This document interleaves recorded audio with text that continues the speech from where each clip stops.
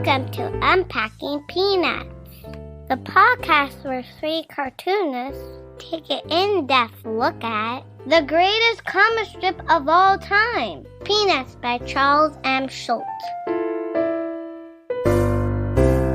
Hey everybody, welcome back to the show. This is Unpacking Peanuts, and we're discussing 1964 in the work of master cartoonist Charles M. Schulz. Hope you guys are all doing well out there. I'm your host for the day. I'm Jimmy Gownley. You might know me from my comic book series Amelia Rules, or my graphic novel 7 Good Reasons Not to Grow Up, or The Dumbest Idea Ever. Joining me, as always, are my pals, co-hosts, and fellow cartoonists. He's a playwright and a composer, both for the band Complicated People, as well as for this very podcast. He co-created the very first comic book price guide, was the original editor for Amelia Rules, and is the cartoonist behind Strange Attractors, Tangled River, and A Gathering of Spells, Mr. Michael Cohen. Hey there. And he's the executive producer and writer of Mystery Science Theater 3000, a former vice president of Archie Comics, as well as the creator of the Instagram comic strip Sweetest Beasts, Harold Buchholz. Hello. All right, guys, we are at 1964. You know, Beatlemania is in full swing. We're well into the 60s now, and we're reaching the point in Peanuts that is really my favorite, absolute pinnacle stuff. I'm just really, really loving all the cartooning I'm getting to see this year. And I can't wait to talk to you guys about it. Harold, what do you think about 1964? To me, these are the peak Peanuts that I grew up with. So I have a real fondness for this era. And like you said, I mean, there's a lot going on in the world at this time. The JFK assassination was on November 22nd of the previous year. So you're going to start to see that right at the beginning of these strips. If there's any discernible response directly or indirectly to that, this is the time. And then, as you said, Peanuts also was happening during this Beatles invasion of the United States, and that was February 9th when they were on the Ed Sullivan show. So it's it's a turbulent time, and it'll be interesting to see if we see any of that in the strips this year. And the kids update, we're ages 6 to 14 right now. Perfect time to get a lot of amazing material, possibly inspired by being around kids all the time. And 64 is also the year that I think Schulz got his second Reuben Award. And that was the first cartoonist to get 2 Reuben Awards, but he richly deserves it here. And the other milestone or kind of interesting thing that I think kind of propelled his career forward a little bit was that Robert Short's Gospel According to Peanuts came out through John Knox Press, and I think it was in its 15th printing by the end of 1966. So he's being noticed outside of the normal channels for comics, and a lot of people are talking about Peanuts in this era. It's really, really picking up. He is a cultural phenomenon at this point. Yeah, it's really exciting to see, because at this point, for me, because it's so baked into my consciousness, this just looks, I don't even know how I can necessarily discuss, like, say, the art. It just is. This is Peanuts as I always remember it from as long as I've been alive. Michael, how about you? What are you thinking about 1964 and the strips we've read this week? Well, part of my experience with Peanuts is getting the one volume every year that came out, the original printings. And I don't remember well, but I think I probably got them as presents. So I had every year, and it was probably like, okay, birthday present, easy to find, because they knew I loved this stuff. So I'm reading 1964 and started thinking, like, this seems a little down from last year. It doesn't seem quite as funny or not as important. And, and every year we've done so far, there have been maybe 6, 10 strips I'd never seen before, because they didn't print everything in those books. And there was a long run of strips I'd never seen before. Do you find, Michael, that the strips you haven't read before, is there a resonance for the ones that you have, in the sense that, like, if more of this year you haven't experienced, do you think that's a negative in terms of how you respond to it, or does it make a difference that if you remember reading it? That's what I'm thinking now, because I started halfway through the year. I was going, okay, this doesn't seem quite as funny as last year. And I don't remember seeing these before. So I suspect that I missed a book somehow. Mm-hmm. And so these were all new to me, and I'm clearly not the same person I was when I was 12 years old. Thankfully. I don't know. Well, do you remember, we had this discussion. When I was a kid, I loved Spider-Man, but I loved the Steve Ditko Spider-Man, even though I did not know that was the original Spider-Man. But I liked Marvel Tales. That version of Spider-Man was the real Spider-Man to me, right? But I lived in the sticks, so I got whatever issues just happened to come through Jiffy Mart. So it was a random assortment when they reprinted those original Spider-Man comics. Years later, when they put them out in those big essential collections, I got to read all of them. And it was amazing. The ones I had as a kid, they were all the masterpieces. By dumb luck, I happened to, Never Step on a Scorpion. Spider-Man 29 was clearly a work of genius. Yes. Whereas, number 28. And it's just the way it is. Those things, when they hit you at that time, it leaves such an imprint on you. Nothing that you're going to experience later in life can ever match that. Do you think that has something also to do with Schultz is in the same era as you are when you're reading it for the first time. There are things happening. There's just a feel for that era, and you carry that with you. And if you don't have that and you're experiencing something that's now what's almost 60 years old, that if you don't have that memory baked into you when you're reading it, you think there's something that just is lost, that it enriches the strip when you know that you were experiencing it around the time Schultz was creating it and was making it for that time. Yeah.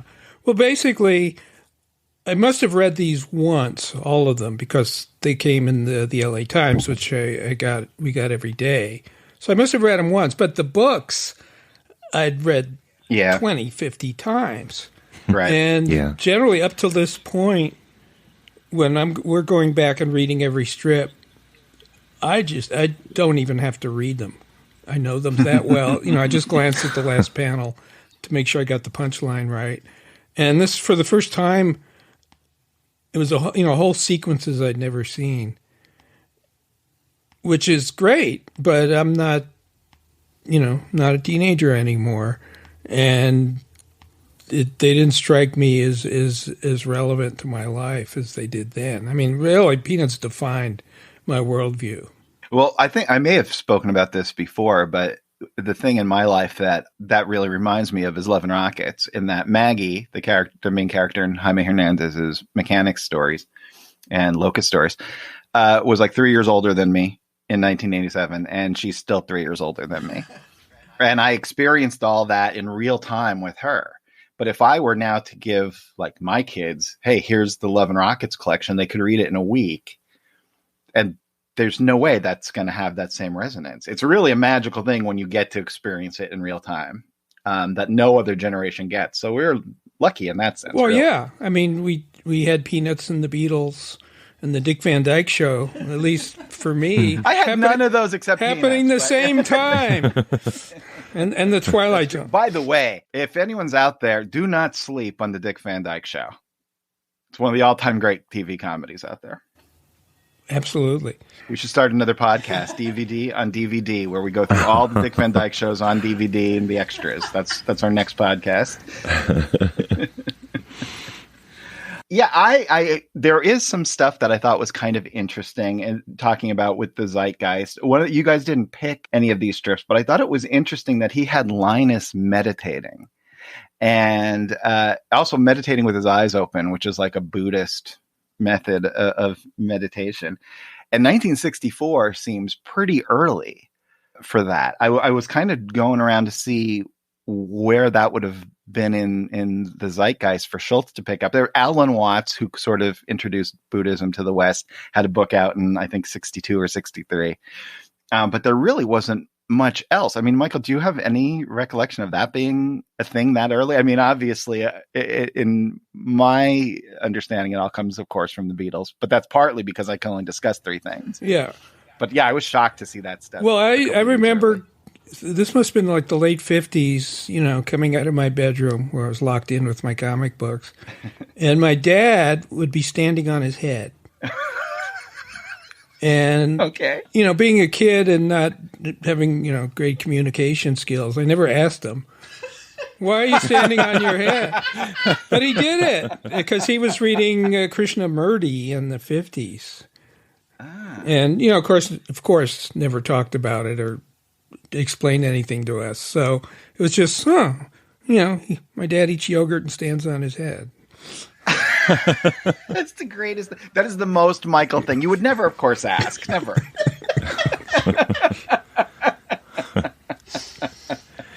Yeah. When I read that, I was also wondering, there's such a thing as Christian meditation, and because Schultz tends to be a little oblique about that stuff, particularly in this era, I didn't know which way it was when I was reading them. I was interested because it is becoming a part of the American culture.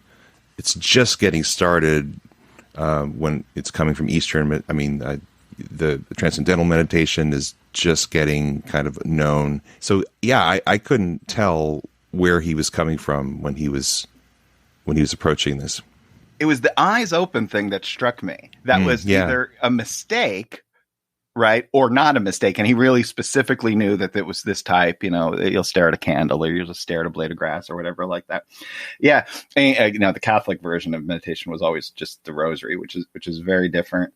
But yeah, that just, I thought that was really interesting because it seemed like not only was he reflecting culture back, but in that instance, he was almost a little bit ahead of it, which is also part of these things that get big. They feed off it, and it's hard to say what's leading what. And Schultz is really well read. We know that. Yes. We've seen that. He has a big library of books. He's reading pretty widely from what we can tell. And so, yeah, who knows what it was that he was experiencing.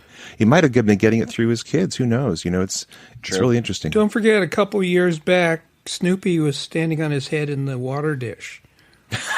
Oh, my gosh. That's right. It was a long sequence, which was, again, kind of Did your dad read Peanuts? Beatniky. Oh, well, yeah, he did. So that's I'm sure. We got the LA Times on page 4.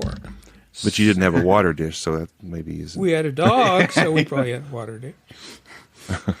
What was your dog name? That was Lady at that time. Aw. What kind of dog was Lady? Lady was just a mutt. Nice. Named after Lady and the Tramp, of course. Of course, yeah. Classic Disney movie, where it's going to be another podcast. Yeah, our dogs. It's like the only Disney movie that there's like 2 whole versions of. They did a widescreen one, and like a 4:3 version. Really? Why? Yeah, it's straight. If you get like the last time that was released on Blu-ray or whatever, it comes with both. Completely different. It's really strange. The backgrounds are different. Yeah. At least extended and stuff, and the shots are then reframed. And it's they have a whole little documentary on it. I remember I went for the very first day of the re-release of Lady and the Tramp in the 1980s in the theater. I think I went in the afternoon. I just walked over to a theater. There's like almost nobody there, and I think it must have been the very first showing because they hadn't changed the lens to CinemaScope, and so it was all smashed together, and I had to find the projectionist. Yeah, that's the reason I'm living in Italy, is actually because this is the night, it's a beautiful That was it. Yeah. Well, okay. I'm excited to talk all of those 1960s. Oh, do you have something else, Michael? No, I'm saying Peanuts. Remember that? What? I vaguely remember Peanuts. Peanuts is definitely a good thing. Harold, do you have any info on Mr. Schultz other than what we've covered already in 1964? No, I kind of covered my bits there. It's a really, he's hunkering down and making strips, and I'm sure he's answering more mail than he's ever answered in his life. Absolutely. Well, you know what? Let's add to the heaps of praise he was no doubt receiving that year, and let's just get to it. We'll start off with the strips. Sound good? Yeah. Great. Let's do it. Here we go. January 11th. Lucy, Charlie Brown, and Snoopy are standing outside. Lucy says to Charlie Brown, "Do you know why dogs like people?" Lucy continues, "Because they need us so much. Without people, dogs are nothing." Snoopy's ears bolt straight up as he hears this. Then he walks away, climbs on top of his doghouse, and lying there, thinks to himself, "I thought I'd better leave before I began biting a few appropriate legs." I just noticed, because I was kind of flipping through the strips we picked, and Snoopy's getting really hostile. He's also getting a little bit pudge. Yeah, a little too much dinner, I think. No, there's biting going on. There's pushing people down hills. He's angry. But he's doing it in this kind of mellow, eyes closed way now. Yeah. And the thing that is, I think it's particularly evident this year, like you were saying with Snoopy. I mean, I think the thing that gets me in this 1964 Snoopy is, we were saying that Schultz will draw the character in the pose regardless of whether it's consistent from pose to pose because it's the right thing in that pose. And Snoopy on the doghouse now, look at the thickness of his neck compared to when he's just standing. He's got a tiny little pencil neck when he's sitting, but when he's on his back, his neck is, I think it's safe to say, at least 3 to 4 times bigger. It's crazy. Crazy. I've got a question for you animation buffs, because I have not seen the cartoons. Did they ever show Snoopy getting on top of the doghouse? How does he do it? I think they would show it from behind, right? Like not from behind, but rather he would go behind the doghouse and then just kind of appear on top. Was that it? I'm drawing a blank, actually. I can't swear to that. I'm sure someone out there knows. Josh Stauffer, are you listening? You can tell us that. I'm sure there are people who, were like, you don't know that? Yeah. Oh my God. That's a podcast gets clicked off. Everyone knows that. Yeah. And I didn't watch, I don't think any of us are super familiar with all of the animated stuff. No. I basically know the 60s and 70s stuff. But yeah, you're certainly right about that with that drawing. But he gets away with it. And he gets away with it by sheer force of will and just... and he's consistent. He's consistent in his inconsistency. Well, yeah, and we're going to see that coming up in a couple strips, too. Oh, I should mention, before we get too far down the road here, if you're out there at home and you want to play along, you can follow these strips. You can read them all for free at gocomics.com. If that ends up being a little bit of a challenge, as technology can be sometimes, we have a little video that Liz put together on our website, teach you how to navigate it. But basically, just go to gocomics.com, type in Peanuts, type in the year 1964, a little calendar comes up, you can pick the dates and you can follow along with us. Or you can treat yourself, go out and buy those Fantagraphics books that collect the entire series, which are some of the prettiest comics ever made. Until then, we're just going to keep going right here. January 13th, Snoopy's on top of his doghouse again. He thinks to himself, I wonder if it's supper time yet. I wonder if my dish is full of food. In the next panel, he's still lying on top of the doghouse, but his eyes are all scrunched up as he thinks to himself, I hate to look and then be disappointed. It's better to wait. Who can wait? I'll look. No, I won't. I've got to look. No, I'll wait. In panel 3, he takes a quick glance at the, of course, empty supper dish. And in panel 4, he sits up on the doghouse and says, rats. What do you think of panel 3 in this strip? What we have in this panel is you see Snoopy on his back as he's been in the first 2 panels. And then there is a head sticking out of the top of the head of Snoopy looking down at the dog dish. And I this one kind of, I was kind of surprised he did this because you have to see him looking down first, and it's essentially the second motion of him moving from lying on his back. Right, but you're moving left to right if you're reading. Yeah, and I was kind of surprised he did that. It's obviously clear. He's always clear, but that was just an unusual move. Why didn't he... Yeah, I think you're right. Just put the shot of Snoopy looking down at the dog dish. That's all you need. Yeah, well, I think he was attempting to make it really fast. A quick look, yeah. And I'm wondering if maybe he tried to draw Snoopy looking over the edge and he didn't like the way it looked, and so he gave the rest of the body and it's the normal pose that you're used to, lying on his back. That maybe he didn't. He just couldn't find a way that worked where he edged Snoopy, like you say, it has to be quick. And if he's now peering over the edge, I don't know. It just that one did read a little weird for me, and an interesting choice on his part. Well, it was jarring, but there was an earlier attempt at doing this kind of quick motion with Snoopy, and I don't know what year it was, but it was probably 5-6 years before that we all commented on that it didn't quite work. I think there were two of him dancing, which indicated he was like running back and forth really quick. Yeah, he was running around Charlie Brown, I think, and that one actually worked for me because I guess the flow of it was following. My eye was following the flow of it, and here it kind of works against my like as Jim's saying, the left to right read. Yeah, this might be one of the disadvantages of cartooning. I mean, cartooning can do a lot that no other medium can, but quick motion doesn't always work. Yeah.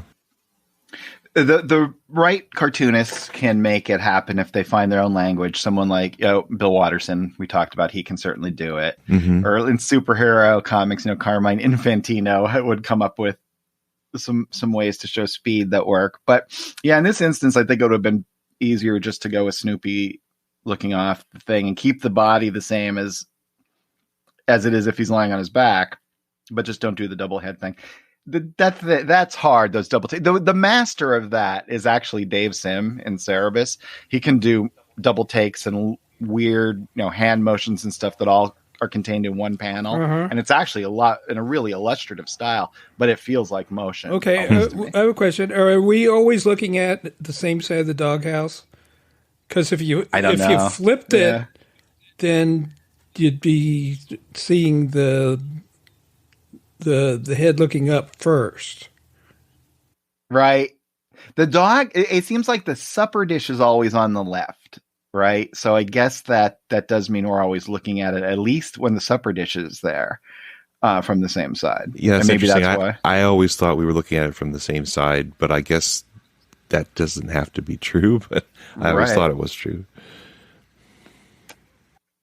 All right. Well, that's a lot about supper dishes and double takes and comic strips. Got some more supper dish.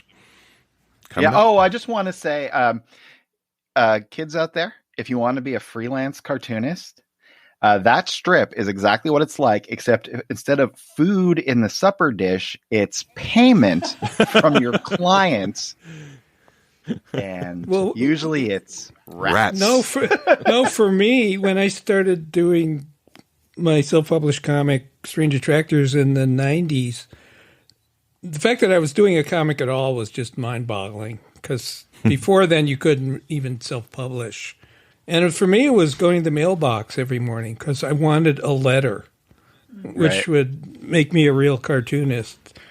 And so I'd wait, the mail might be here. No. And I remember getting a letter. The first letter was like, oh my God, I'm a cartoonist. Somebody wrote me. Yeah, that's a big deal. Yeah. I got a letter from one of my readers that says, "Thank you for your comic book. It does not suit my present needs." So, at least you went out of the way to, tell me that. Oh man. January 14th. 3 or 4 is talking to Charlie Brown, who is feeding Snoopy a big bowl of dog food in his dish. That's 3, by the way. 3. It's 3? Oh, yeah. Okay, so 3 says to Charlie Brown, "I've always been sort of afraid of dogs." Charlie Brown says, as Snoopy is chowing down on the food, "Well, if you don't want to get bitten, just don't bother a dog while he's eating." 3 and Charlie Brown walk away, and Charlie Brown continues, saying, "And whatever you do, don't get involved in a dog fight." Snoopy returns to eating, but thinks to himself, in fact, don't even go near a loud discussion. Okay, now that's good advice. 2 bites in January already. 2 references to biting, dogs biting people. Maybe Schultz got bit by a dog. And now he's having second thoughts. You know what's weird about the drawing in this one? And this is, again, back to Schultz and the brilliance of him being able to pick an iconic picture. Only this time, after a zillion times of watching Snoopy eat at the dog dish, did I notice that the ears just stick out off the back, opposed to draping as if they would, with actual gravity. But if that was drawn that way, it wouldn't look right, right? It would cover part of his face or maybe his eye. Yeah, the liberties he takes with ears, it's pretty amazing and cool, and it's inspiring to me as a cartoonist to see, you draw it for what reads and what makes sense for the comic, not for reality. Well, that brings up another thing that I was thinking about. I was reading an interview recently, and it's the complete Charles Schulz Conversations, and where they just have a bunch of interviews reprinted. And he's doing his bit where he says, my characters are like my little repertory company, right? Mm-hmm. And I can move them around and have them fit any needs. And I started thinking, that's actually, he says that so often, maybe that is more of a key to his creativity than we think about. And what I mean by that is, a repertory company in real life would be a group of actors that can play different roles, right? But the actors are also the characters. So he's not looking at it as, I will create this Peanuts world and I will populate it with these characters, but rather I have these characters / actors that are so well developed on their own, I can assemble them in basically any situation and make it work. I think that's how we get to things like the Snoopy adventure strips, where he's just thinking it as, okay, if I was going to make an adventure strip, how would I use my repertory company to fill it out? Well, you obviously you pull 3 out of your quiver. Wait, why? I don't even get it. The character 3. Oh, the 3 characters. Yeah. All right. Yeah. Yeah, Well, I guess and it's like some more like a situation- golf bag. It's your 3 iron. No. Wood. Your wood. What is it? Oh. No, but there's some truth in that, because he's phasing out characters who just aren't fitting the bill. He needed a Frida type character for certain situations. Right. And Patty couldn't do it. And he's really nailing those characters when they come along for the most part. This 3, 4, 5 thing doesn't quite pan out as well as he thought. But I love that they somehow achieve immortality by being in the Christmas special, even though they're like among the most minor characters. Well, and he seems embarrassed about their names after the first week. He never doesn't want to mention them if he can help it for a while, Well, it's so funny, and I think I've mentioned this before, because he says, I'm not a fan of going after the funny name. Yet he does it again and again and again. Yeah, I don't get that. Well, it's low-hanging fruit, right? I guess it seems beneath him, though. It really does, and he says it's beneath him.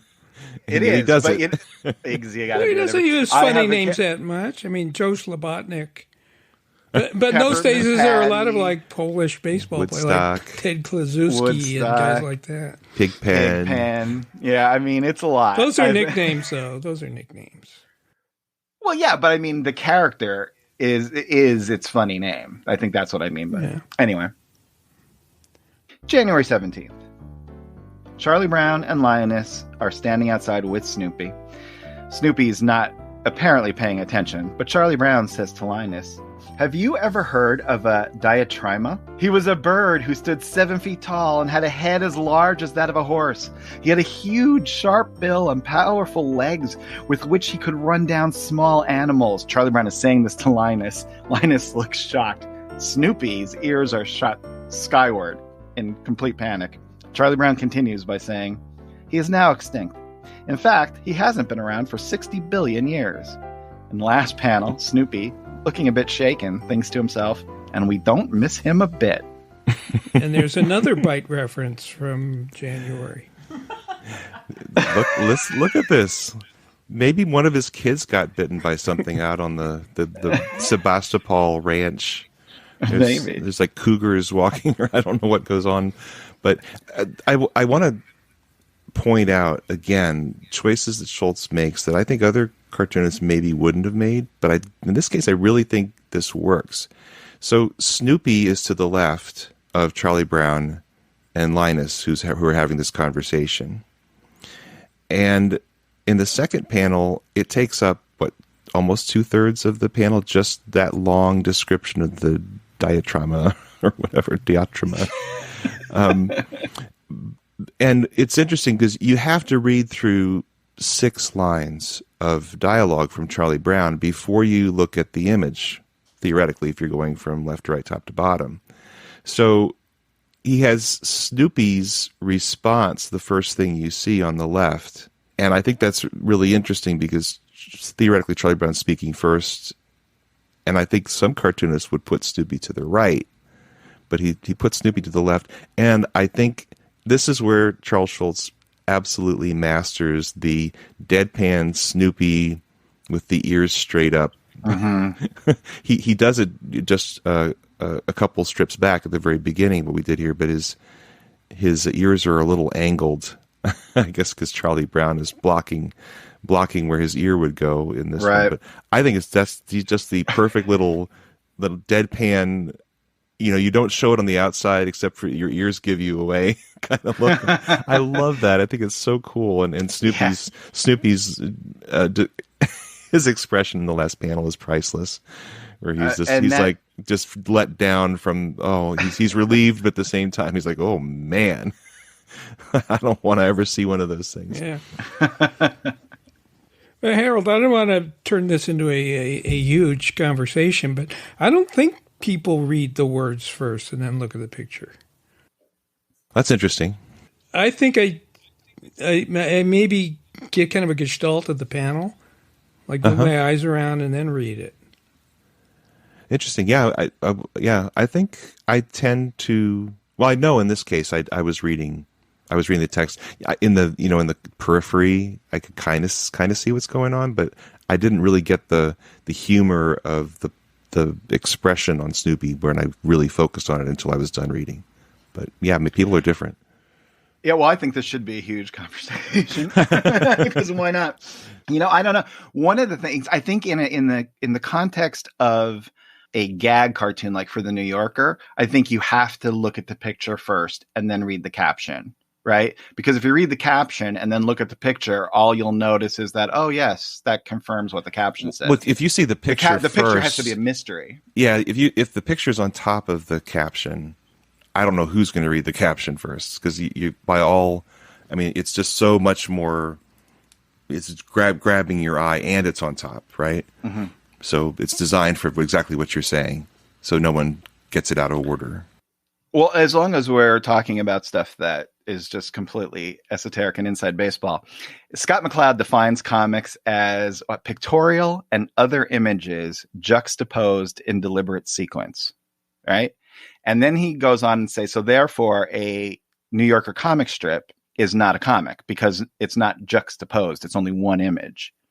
But since the definition says pictorial, and there's a picture, and other images, and there's letters, and they're separated and thus juxtaposed, I'd just like to point out here on this podcast that Scott McCloud is completely wrong. That's blasphemy. So you're saying that the letters are images? Yeah, because he, by his definition, the letters are images. So, okay, I hear what you're saying. I hear what you're saying. Like, we'll have Scott on to defend himself. Yeah, I don't actually really care. It's, by the way, the best book ever written about comics. So don't let that sway you. We're just trying to prod him. Come on to the show, Scott. Oh, I would love that. I mean, no, he is one of my all-time faves. I love Scott McCloud. He's great. And I love Zot before understanding comics. So, hey, so we were at the beginning of this saying, well, I think we might actually be able to get through this episode relatively quickly. And I notice we are now 30 minutes into it, and we are in January. So what we're going to do is take a quick break. So when we do that, you guys can pause it, and you could go to unpackingpeanuts.com, and you can sign up for the Great Peanuts Reread, where you'll start getting email from us. You haven't gotten them yet because we were working out some technical glitches, but that's starting. It should already have started by the time you are listening to this. If you haven't fired up your gocomics.com, you can do that. And otherwise, we'll just be back right after I play this, which is the correct pronunciation of whatever that bird was called. We'll all learn it together right now. Diatrima. Hi, everyone. I just want to take a moment to remind you that all three hosts are cartoonists themselves, and their work is available for sale.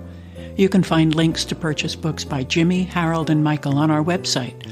You can also support the show on Patreon or buy us a mud pie. Check out the store link on unpackingpeanuts.com. And we're back. Did you miss us? I missed you. We're still in January, so let's get back to it. January 22nd, Charlie Brown and Snoopy are at the top of a hill. Charlie Brown is carrying his sled behind him. He says to Snoopy, "This is a steep hill, Snoopy." They both sit down on Charlie Brown's sled. Then Charlie Brown says to Snoopy, "But we're not afraid, are we?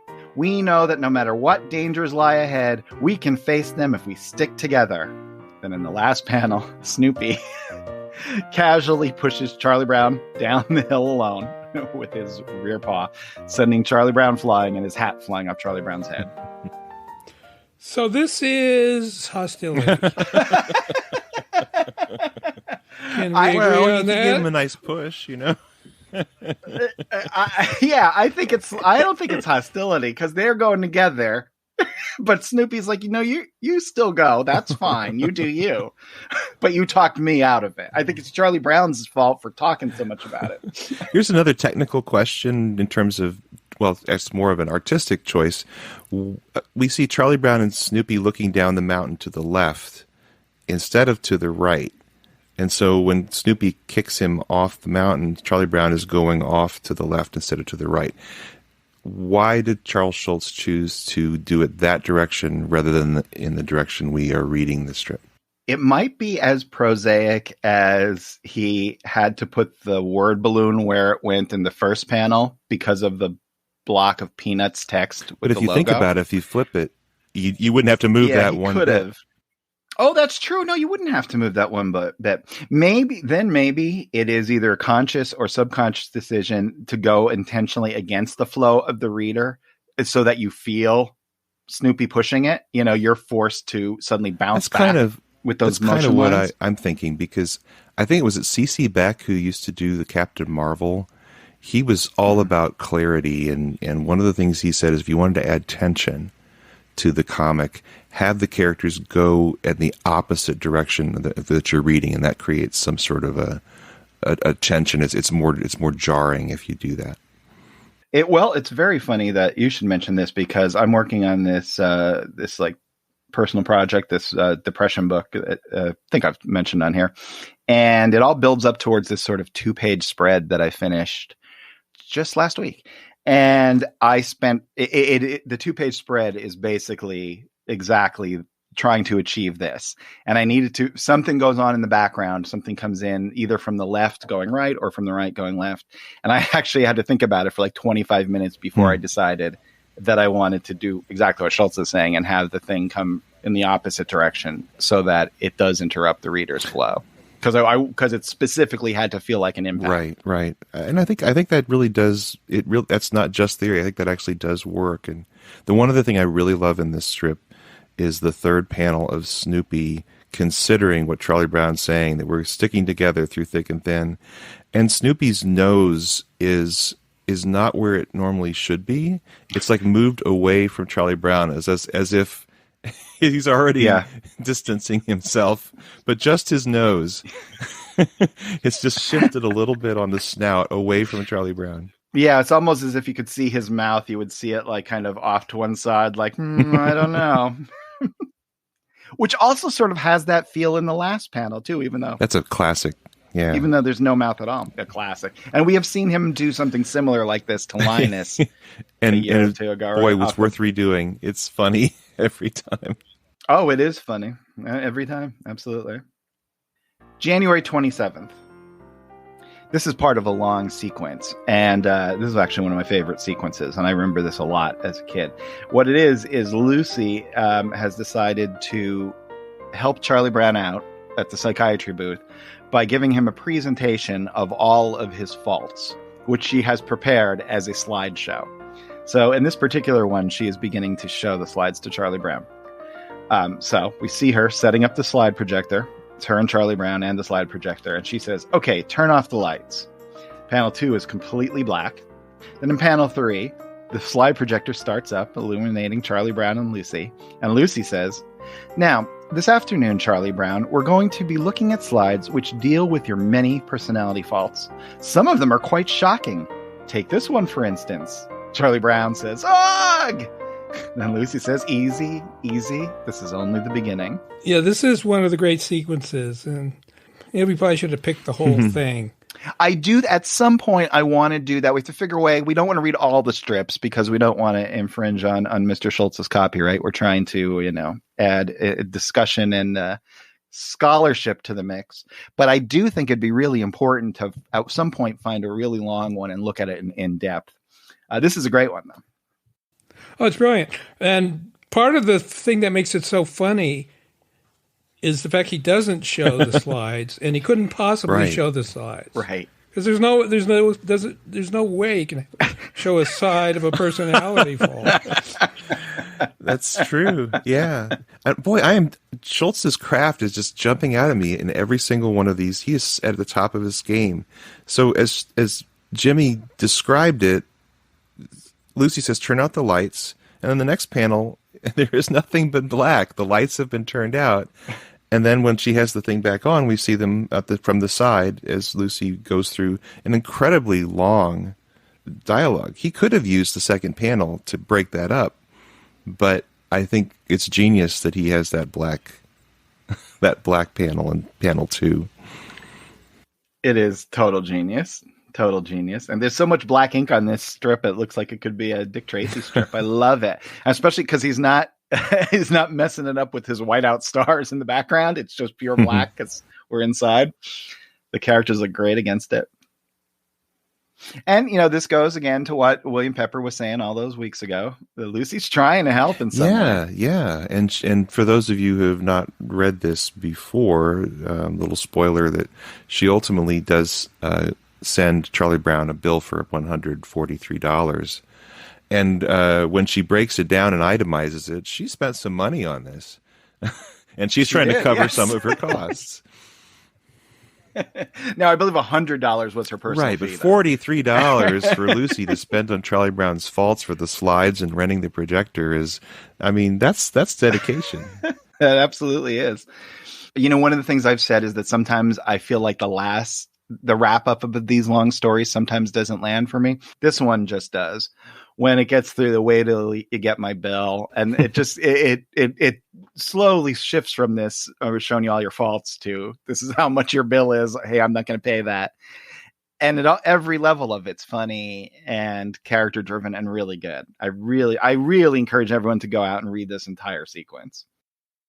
February 9th. Linus is sitting inside and he's playing with some Lincoln logs, putting together a little toy log cabin. Then suddenly, all his hair shoots up and off his head, and he looks at his hand and says, "A sliver!" He yells to the sky, "Oh, I got a sliver! I got a sliver in my finger," he continues as Lucy comes over, saying, "Let's see." Linus pulls his hand away from her, yelling, "Don't touch it! Don't touch it!" Lucy, walking away, says, "I'd better go get a pair of tweezers." Linus is now standing on top of what looks like a kitchen stool and yelling, "No, it'll hurt. You'll kill me. You'll kill me." Lucy comes over with her tweezers, looking annoyed, and says, "Look, you want to get the sliver out, don't you? Well, hold still." In the next panel, we see Lucy performing her operation while Linus looks about ready to faint. Then in the next panel, Linus pulls his hand back again and says, "Wait a minute, didn't we forget something?" Then in the final panel, he says to Lucy, "While you're operating, I thought I was supposed to be biting on a bullet." This strip means a lot to me right now because I have a splinter and I've trying to ignore it. Oh no! And now it's getting infected. Well, because I pull it out. And it really no. All right, it'll hurt. I'm gonna fly over right now. She's got to get. Liz is gonna have to do it and give me like an injection of morphine or something. So Michael, well, remember. No sliver is so big or so complicated that it can't be run away from. Well, if you just wait 10 years, it will dissolve. By the way, speaking of it, you just called it a splinter, right?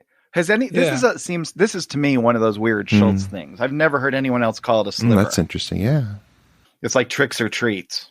Yeah. I love the drawings of Linus yelling, of course. The big black mouth in these characters works great.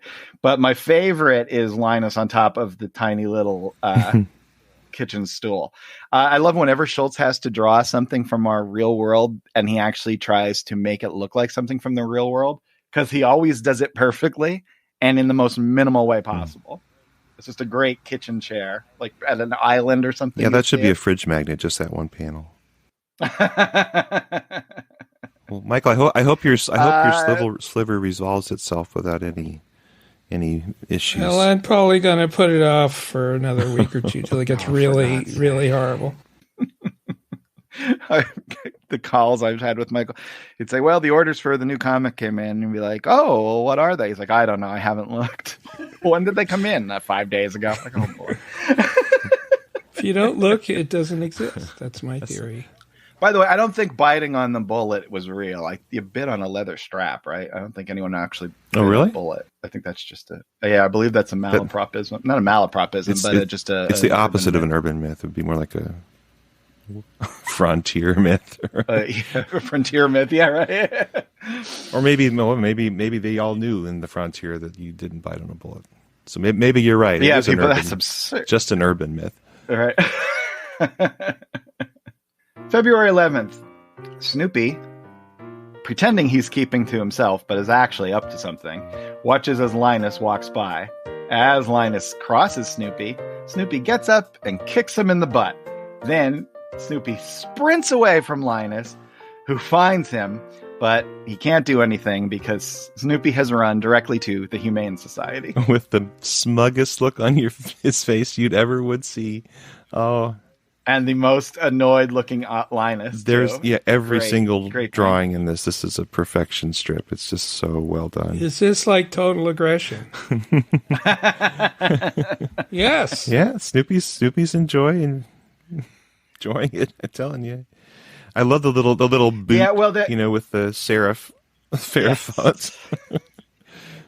But it's he's smiling, so he's not really being aggressive. I mean, yes, it's annoying, Linus, but what we'd say, he's just getting him going. This was basically the constant state of childhood, right? For me, always anyway, getting got. Was everybody constantly? Everybody's trying to get each of these goats constantly. No, not yet. I would kick occasionally. I mean, whatever. They play baseball. Things happen. That's an in joke, people. Forget it. You didn't hear it here. February 16th.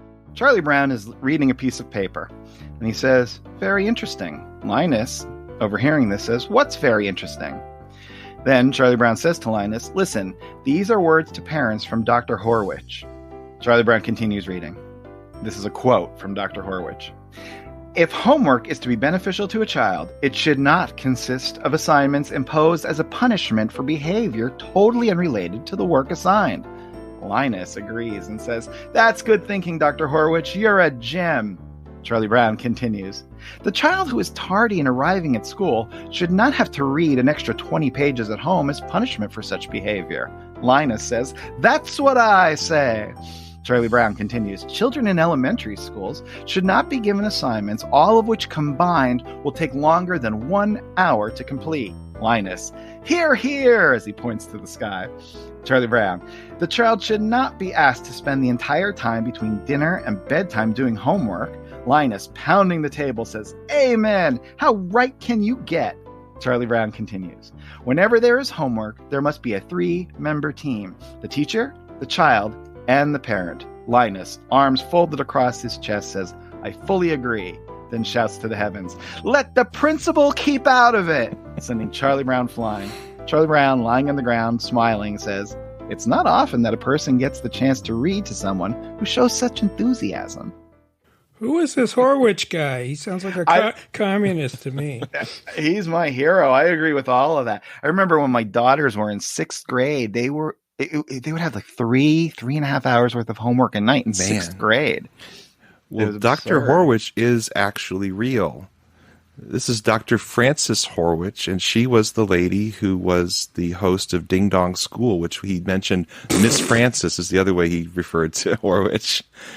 Miss Frances coming back, getting more appearances than over Shermy. how much of a period of time? I mean, there's a lot of love for Dr. Horwich here. So yeah, she was syndicated through like 1965. She ran for over a decade. So she was a part of Schultz's life, apparently, and he liked her a lot from what we can tell in these strips. I just love this stuff with Linus. He's just totally getting into it. I love him pounding on the table, and the little mid-century modern lamp is bounced off of it.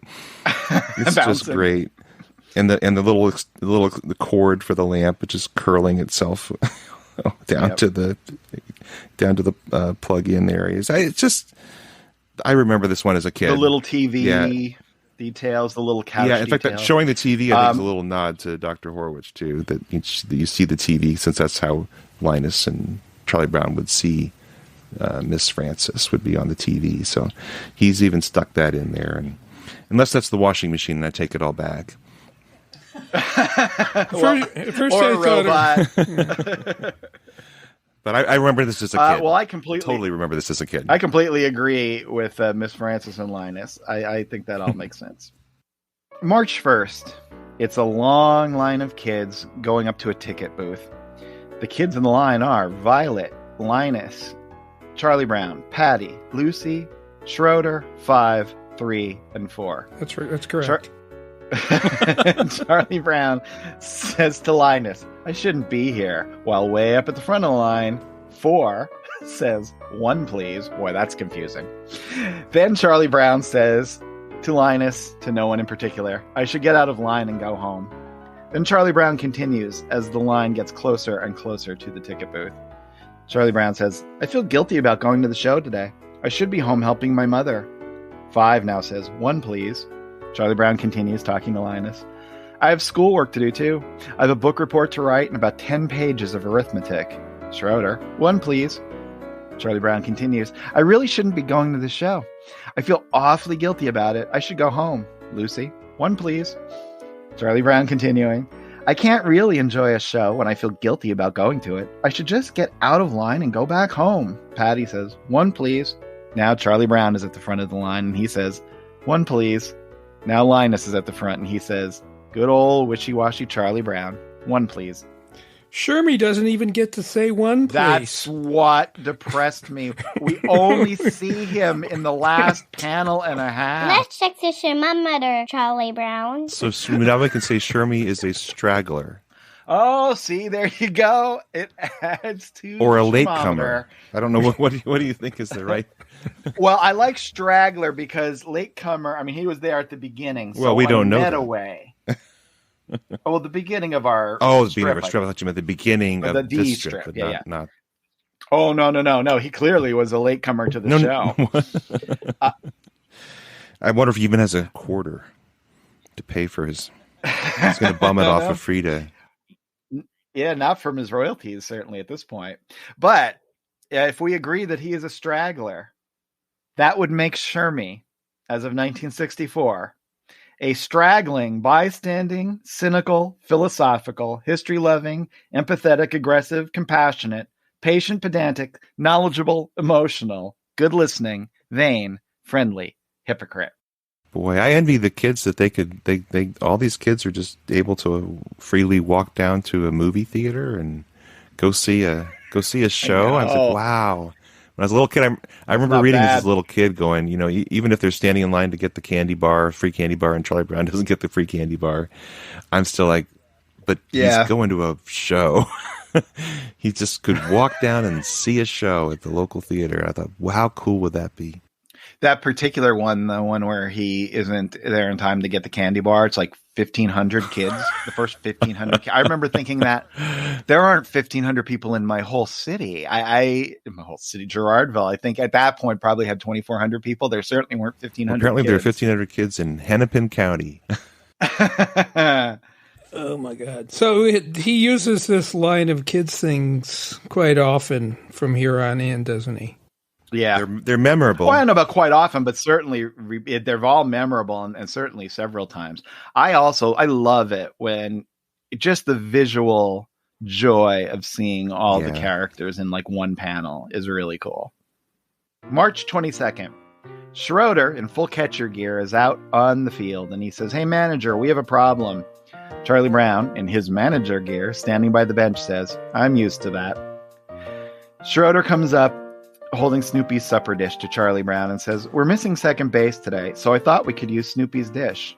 Charlie Brown says, "I guess that'll do all right for practice." Then in the next panel, we see Linus smacking the ball a good one and rounding first, only to come face to face with a growling, snarling Snoopy, protecting his water dish, and thus runs back to first. Now, in the next sequence, we see Five, who also gives the ball a ride, runs past first, goes to second, only to be greeted by a growling, snarling Snoopy, and he too runs back to first. Charlie Brown says, "This is going to be one of those days when we get nothing but singles." Now, Snoopy hasn't exhibited this behavior as a second baseman before. Is it the dish? It's the dish. It's the dish. You sure it's the dish? Of course it's the dish. But it's an That's empty. the It's an setup. empty dish, though.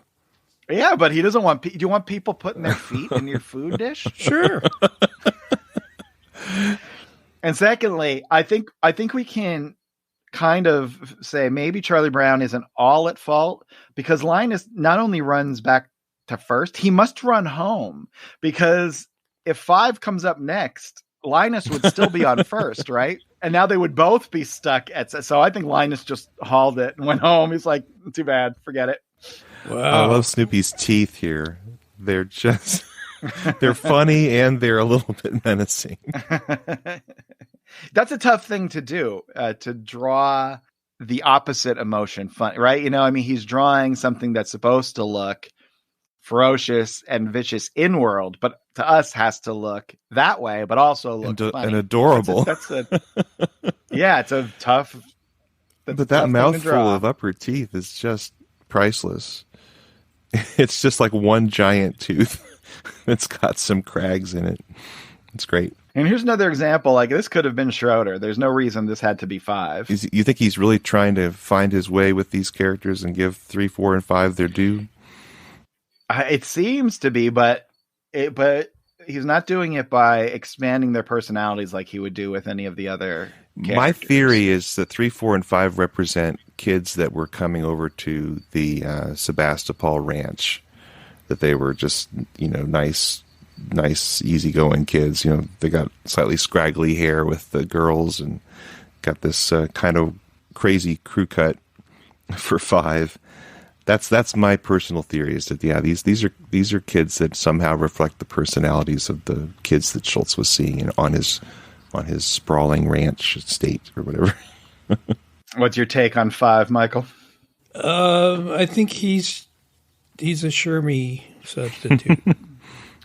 Which is so weird, though. This would be a perfect role for Shermy. A perfect role for Shermy, right? Absolutely. So 5 might be like paying Schultz off or something. He's got a better agent, let's say. It's nothing old Abe Lincoln couldn't take care of. Have you met my friend, Mr. Washington? One, please. March 29th, and we see our first panel is a framed picture of Charlie Brown smiling with words underneath it saying "Our manager." That's on the picture of Charlie Brown. In the next panel, we see Lucy carrying her baseball bat and holding a bag. Looks like a sack lunch. And she's walking to the field, where she approaches Schroeder and says, "Here, have a donut." Schroeder says thank you as he takes a donut from out of Lucy's sack. They're both standing there as they watch Charlie Brown in the foreground, who's managing the baseball team. Lucy says to Schroeder, "I wonder how Charlie Brown ever got to be our manager. None of us has any respect for him." Schroeder says, "I suppose it's a matter of dedication." As he eats the donut, he says to Lucy, "Charlie Brown is the only one who's completely dedicated to baseball. This is what makes a good manager." Then Schroeder concludes his little homily to Lucy, saying, "I think he'd rather manage than eat." Then Lucy walks with her little bag out to Charlie Brown and says, "Here, Charlie Brown, have a donut." Charlie Brown says, "No, thank you. I'd rather manage." Lucy walks back to Schroeder and says, "You're right." I was thinking Lucy seems to be nicer. Uh-huh. She's offering donuts. She was going to help Linus with his splinter. And then I saw the next strip.